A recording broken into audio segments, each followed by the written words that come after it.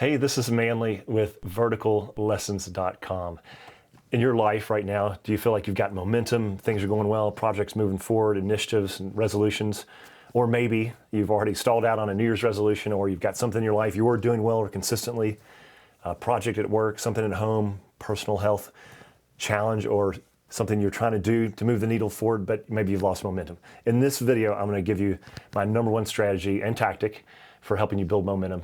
It's a completely different mindset. It comes from the world of climbing. Surprise. Climbers think differently, and I think this is going to be a real aha for you. It's from my keynote, my signature keynote. I'm going to just jump right in and do that segment of the keynote for you and give you the goods right now. So this story is about climbing on El Capitan in 2022 from my current signature keynote called Exponential Commitment. And day two, we're on the wall, and our partner, Steve Schneider, legendary climber, is up on the lead at the end of the rope there. At the bottom of the frame, you see my son on belay for Steve. That means he's holding the rope for him, and Steve was making some pretty good progress, about 100 and some feet out. And then he took a fall, piece of gear he placed, popped, and he took about 25 foot fall or 20 foot fall or so. And spinning around on the end of his rope, he was not happy. He let what I like to call some Kentucky English fly, and he caught himself in the moment and paused, and he looked back at my son. He said, "Manly 3, thanks for stopping me. You got me. I appreciate you." And my son said, "I got you, Steve. You're on belay. I got you." He's holding his life in his hands, literally. And in that moment, it really helped disrupt Steve's, find himself at the end of his rope. We all have those days, right? But there's something about climbing that's very different in this moment for us.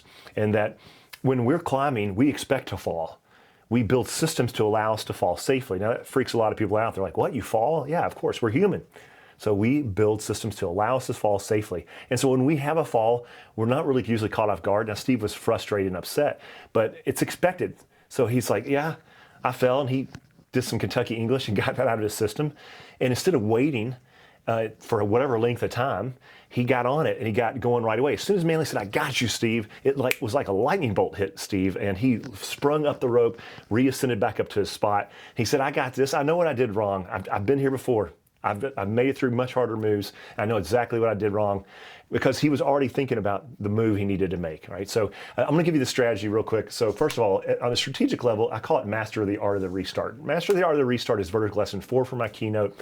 And the number one thing I want you to think about first, before I give you the 3 tactical steps, is to think of this as a mindset shift, okay? That expect to fall, that when you have setbacks, when you have a new daily routine or a project you're trying to move forward, of course you're going to fall and have setbacks, right? So that's the first thing. So this changes when you have this different mindset.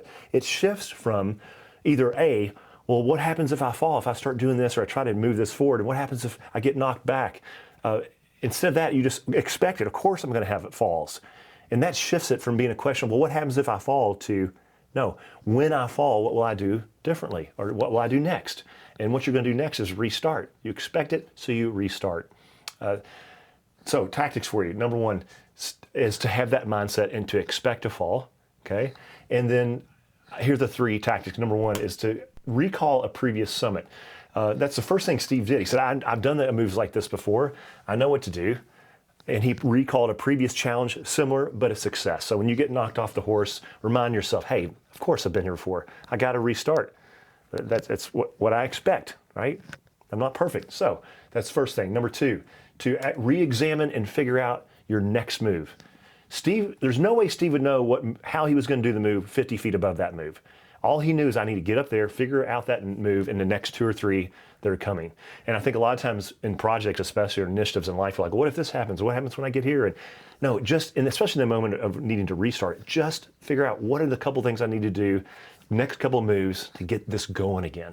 Even little bitty moves, even 5, 10, 15 minutes can make a difference. And you just feel like, okay, I'm moving it forward every day, which is part of my current climb strategy every single day. And then the third step and the key is to actually restart and get on with it before you're 100%. I promise you, Steve was not ready to start the rest of that section of climbing because he crashed his hip into the wall, which is already in pretty bad shape.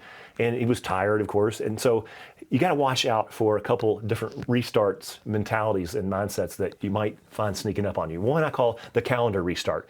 And that is the one like, right, I don't know when you're watching this video, but let's say it's towards the end of the week or the end of the month or the end of the year. Say, well, when it becomes the 1st, or on Monday, or I'll restart. No.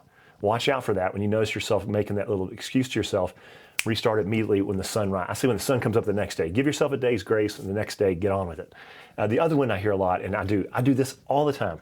I call it the emotional restart. When I feel better, I feel a little more rested, or when I feel like tackling that, or learning more about that, or whatever it is, making that hard call or that hard conversation happen, restarting whatever it was, I'll do it when I feel like it, or feel better, or feel more courageous, or more confident. No. Give yourself about 20, like I said, next day, 12 hours, sun rising, and get on with it. Restart before you're ready. Master the art of the restart. So Steve did restart, and he climbed back up there. He finished that section of climbing. So the ultimate question, of course, is then for you is, what do you need to restart?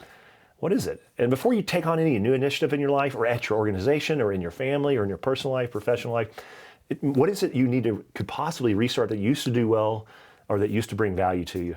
I think there's a lot of things right under our nose that we can restart, whether it's an active project or something, or an old initiative, or old way you just do things that we just kind of fall off and lose track of. So mastering how to restart, and I like to say as well, if you micromanage your momentum, you will summit more. If you'll do that and practice that mindset of course I have to restart, and master the art of the restart, you're going to be, I think, more fulfilled than frustrated at the end of the day. So appreciate you checking this out. If you like this, leave me a message here, comment, or reply via email if you get it via email. What's something you need to restart? I'm rooting for you. I got you on Blay, and I appreciate you watching this video. Thank you.